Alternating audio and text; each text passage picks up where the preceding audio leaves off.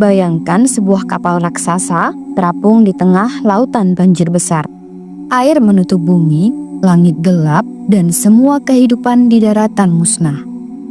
Di dalamnya, Nabi Nuh bersama pengikutnya yang beriman dan sepasang dari setiap jenis hewan yang diselamatkan oleh Allah. Bahtera itu bukan sekadar kapal, tapi dunia kecil yang berisi kehidupan. Ada manusia, ada kambing, sapi, unta, kuda, ayam, hingga hewan-hewan liar. Mereka hidup seperti biasanya, makan minum, mereka bergerak, dan tentu saja mereka membuang kotoran. Awalnya semua berjalan baik, tapi semakin hari semakin terasa masalah besar. Kotoran hewan menumpuk, baunya menusuk, lalat bertebaran, dan perlahan penyakit mulai mengancam. Ingat, mereka berada di kapal tertutup berbulan-bulan lamanya. Tidak ada daratan untuk dibersihkan, tidak ada lahan luas untuk menyingkirkan sampah. Situasi ini membuat para penumpang kapal resah. Bayangkan saja, satu ekor sapi bisa menghasilkan puluhan kilogram kotoran setiap hari. Bagaimana jika jumlahnya ratusan hewan? Bahtera itu nyaris berubah menjadi lautan limbah. Nabi Nuh sebagai pemimpin tidak tinggal diam. Beliau tahu ini bukan sekadar masalah kebersihan. Ini ancaman bagi seluruh kehidupan yang Allah titipkan di dalam bahtera. Bila penyakit menyebar, mereka bisa binasa bahkan sebelum banjir berakhir. Maka Nabi Nuh mengangkat tangan berdoa dengan penuh harap. Beliau memohon kepada Allah, "Ya Rob, Engkau yang maha tahu, Engkau yang maha bijaksana. Berikanlah jalan keluar bagi kami, agar kehidupan ini tetap terjaga." Doa itu bukan sekadar permintaan kecil, melainkan permohonan penyelamatan. Sebab di tengah bahtera itulah masa depan umat manusia dan hewan bergantung. Tanpa solusi, semua bisa berakhir dalam kebinasaan. Dan di titik inilah Allah memberikan jawaban yang tidak pernah terbayangkan. Jawaban yang akan melahirkan salah satu makhluk paling kontroversial sepanjang sejarah, yakni babi. Tapi bagaimana bisa seekor babi menjadi solusi dari masalah besar di Bahtera Nuh? Dan kenapa justru makhluk inilah yang akhirnya Allah haramkan untuk dimakan? Inilah rahasia yang akan terungkap dalam bab berikutnya.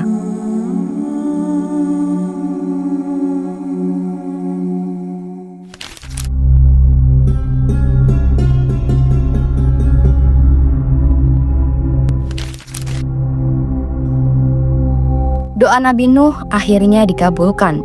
Dari masalah besar yang hampir merusak bahtera, Allah menurunkan sebuah solusi, tapi dengan cara yang tidak biasa. Dikisahkan dalam riwayat-riwayat Israiliyat, Allah menciptakan dua makhluk baru di dalam bahtera, yakni tikus dan babi. Tikus diciptakan untuk memakan sisa makanan yang tercecer agar tidak membusuk. Sementara babi ditakdirkan untuk memakan kotoran hewan-hewan lain yang menumpuk. Bayangkan betapa terkejutnya para penumpang kapal ketika melihat hewan itu muncul untuk pertama kalinya. Seekor hewan aneh, tubuhnya kekar, moncongnya seperti siap mengais tanah, dan sifatnya rakus luar biasa. Tidak ada yang menyangka justru hewan inilah yang menyelamatkan mereka dari tumpukan najis dan kotoran. Hari-hari pun berlalu, babi mulai melakukan tugasnya. Semua kotoran yang menumpuk habis dilahap tak tersisa.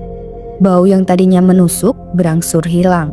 Bahtera yang tadinya nyaris berubah menjadi sumber penyakit kembali bisa dihuni dengan lebih tenang. Disinilah kita melihat kebijaksanaan Allah Subhanahu wa Ta'ala. Setiap ciptaan, meski tampak hina, memiliki fungsi tertentu. Babi mungkin dianggap najis, tapi saat itu ia adalah penyelamat. Seakan Allah ingin menunjukkan tidak ada ciptaan yang sia-sia. Namun di balik fungsi pentingnya, sifat babi memang berbeda dengan hewan lain. Hewan ini tidak mengenal jijik. Ia akan memakan apapun yang ada di hadapannya, bahkan kotorannya sendiri. Sifat inilah yang kelak menjadikan babi sebagai simbol ketidaklayakan untuk dikonsumsi manusia. Bayangkan kalau manusia makan hewan yang pekerjaannya membersihkan kotoran, tentu akan membawa penyakit. Sejarah kemudian membuktikan bahwa daging babi memang mengandung banyak resiko kesehatan, seperti cacing pita dan berbagai virus. Jadi larangan dari Allah bukan tanpa alasan, tapi penuh hikmah. Dalam beberapa kitab tafsir, para ulama menjelaskan, kisah babi di Bahteranu memang masuk kategori Israiliyat, yakni riwayat dari tradisi Yahudi dan Kristen yang tidak bisa kita pastikan kebenarannya secara mutlak. Tapi kisah ini tetap dijadikan pelajaran moral karena mengandung hikmah, bahwa Allah menciptakan sesuatu tidak pernah tanpa tujuan. Babi mungkin diciptakan dari situasi darurat, tapi sejak itu ia menjadi pengingat bahwa ada makhluk yang Allah hadirkan hanya untuk fungsi tertentu, bukan untuk dinikmati. Dan dari sini pertanyaan besar pun muncul. Jika babi punya fungsi begitu penting, kenapa kemudian Allah haramkan untuk manusia? Apakah larangan ini hanya soal kesehatan atau ada makna yang lebih dalam? Jawabannya akan kita temukan dalam bab berikutnya.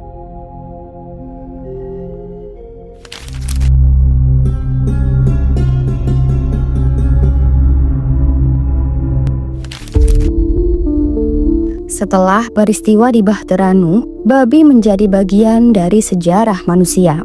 Tapi yang menarik, hampir semua agama samawi, Islam, Yahudi, dan bahkan tradisi awal Kristen memiliki pandangan khusus tentang hewan ini. Dalam tradisi Yahudi, larangan memakan babi tertulis jelas dalam kitab Taurat. Di dalam kitab Imamat pasal 11 disebutkan, babi memang berkuku belah, tetapi tidak memamah biak, haram bagimu.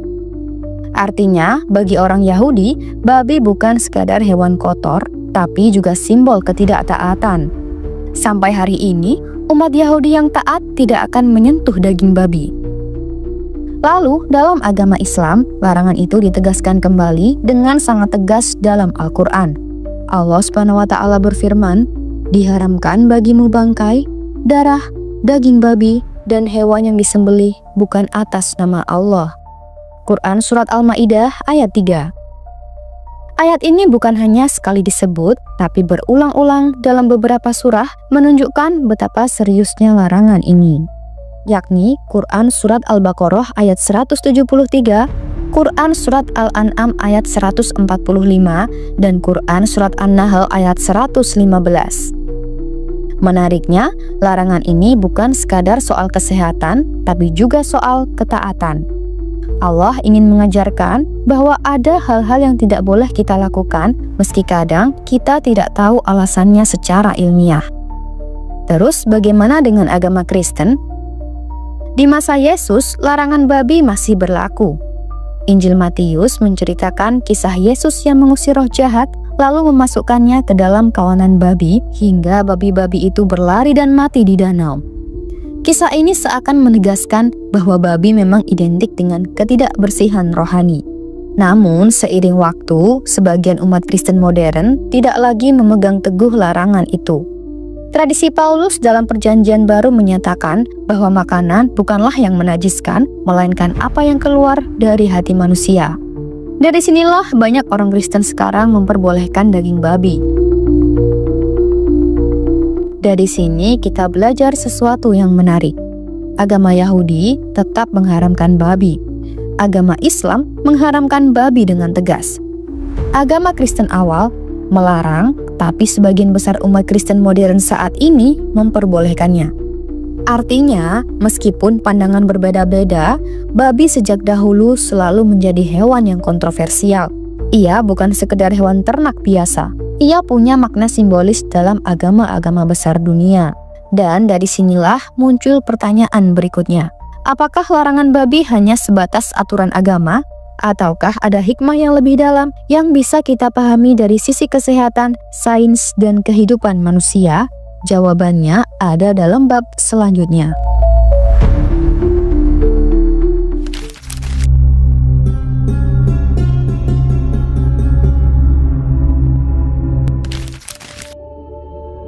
Setelah kita tahu bagaimana babi hadir dalam kisah Nabi Nuh, lalu bagaimana agama-agama memandangnya, sekarang muncul pertanyaan penting.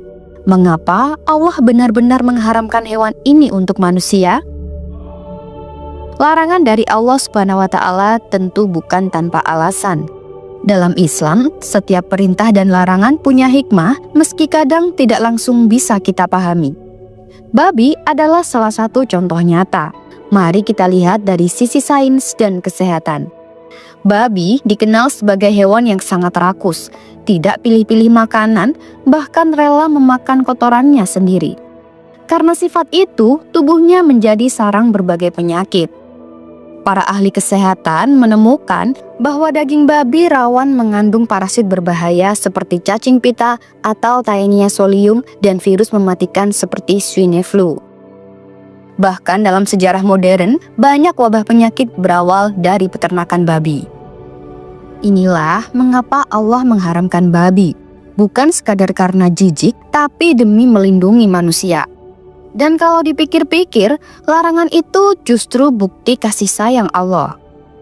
Dalam tafsir Al-Quran, para ulama menegaskan bahwa babi haram li'ainihi, yang artinya zatnya sendiri memang najis, tidak bisa dihalalkan dalam bentuk apapun. Berbeda dengan bangkai atau darah yang masih bisa berubah status jika diolah, sedangkan babi tetap haram dalam kondisi apapun meskipun dimasak dengan durasi yang sangat lama, tetap saja haram. Tapi larangan babi juga bukan hanya soal kesehatan.